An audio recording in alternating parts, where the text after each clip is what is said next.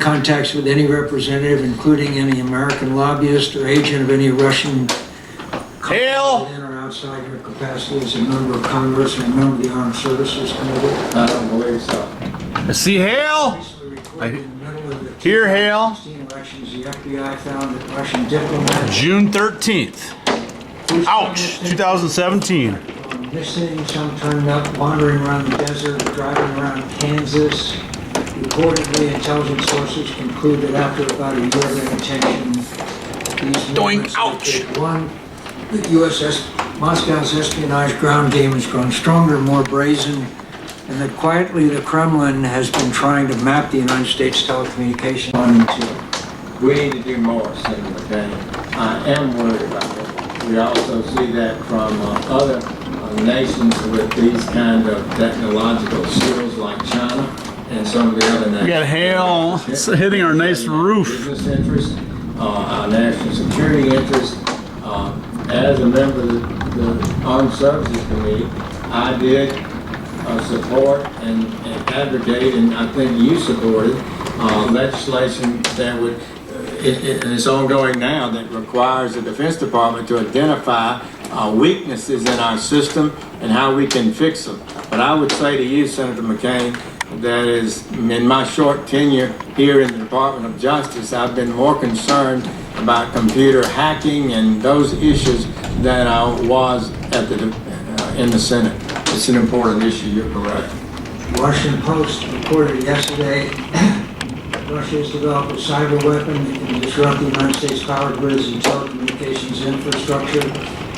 This weapon is similar to what Russian allied hackers used to disrupt Ukraine's electrical grid in 2015.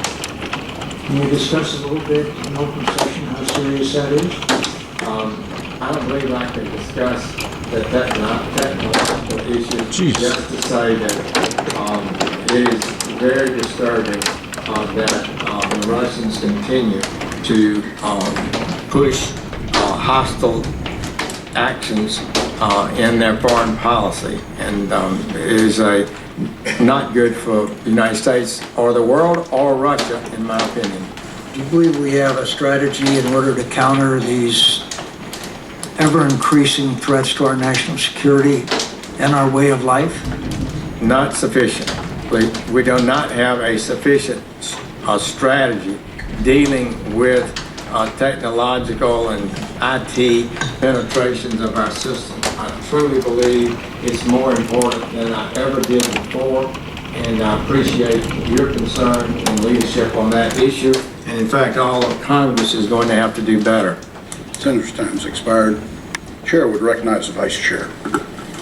Thank you, Mr. Chairman, and General Sessions, thank you. I particularly appreciate your last comments with Senator McCain about the seriousness of this threat, and it's why so many of us on this committee are concerned when the whole question of Russian intervention, the President continues to refer to it as a witch hunt and fake news, and there doesn't seem to be a recognition of the seriousness of this threat. I share, I think most members do, the consensus that the Russians massively interfered. They want to continue to interfere, not to favor one party or another, but to favor their own interests. And it is of enormous concern that we have to hear from the administration how they're going to take that on. I also believe comments have been made here about where we head in terms of some of the Trump associates who may have had contacts with Russians.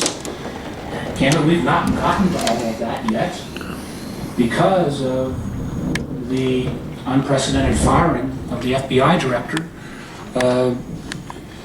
that was leading this very same Russia investigation that superseded some of our activities. So those members who I hope will equally pursue the very troubling amount of smoke, at least, that's out there between individuals that were affiliated with the Trump campaign, possible ties with Russians. I've not reached any conclusion, but we've got to pursue that. Final comment, I understand your point, but you have to, there were a series of comments made by Mr. Comey last week. I think members on this side of the aisle have indicated you understand executive privilege, understand classified setting.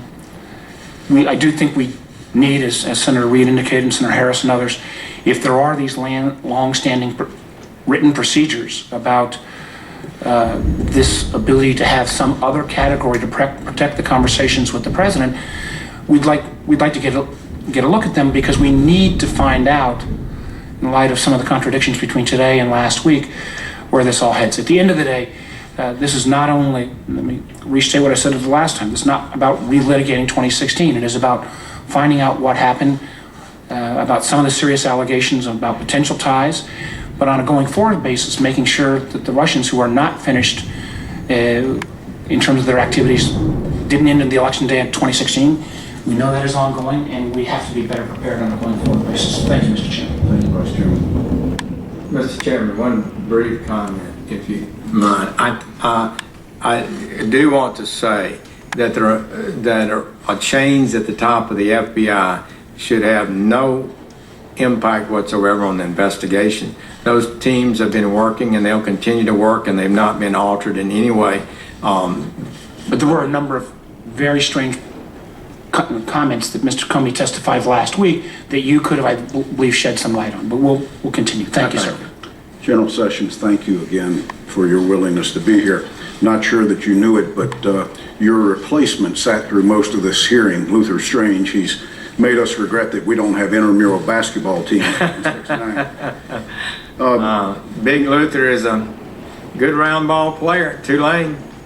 You've been asked a wide range of questions, and I think you've answered things related to claims about the meeting at the Mayflower. You've answered questions that surround the reasons of your recusal, and the fact that you had never been briefed since day one on the investigation, that you made clear that you can't think of any other conversations. Can't recall. Can't recollect. Recollect. You've covered in detail the conversation that you had, though brief, with Director Comey that he referenced to after his private meeting with the president. Just to name a few things that I think don't you helped us recollect. clear up. There were several questions that you chose not to answer because of confidentiality with the president. I would only ask you now to go back and work with the White House to see if there are any areas of questions that they feel comfortable with you answering, and if they do, that you provide those answers in writing to the committee. I would also be remiss if I didn't remind you that those documents that you can provide for the committee, they would be helpful to us for the purposes of sorting timelines out. Anything that substantiates your testimony today, individuals who might have been at events that you're familiar with, especially those that worked for you, would be extremely helpful. And more importantly, I want to thank you for your agreement to have a continuing dialogue with us as we might need to ask some additional questions as we go a little further down the investigation. That certainly does not have to be a public hearing, but it may be an exchange and a dialogue that we have. You have helped us tremendously, and we're grateful to you and to Mary for the unbelievable sacrifice that you made in this institution, but also now in this administration. This hearing is now adjourned. Thank you.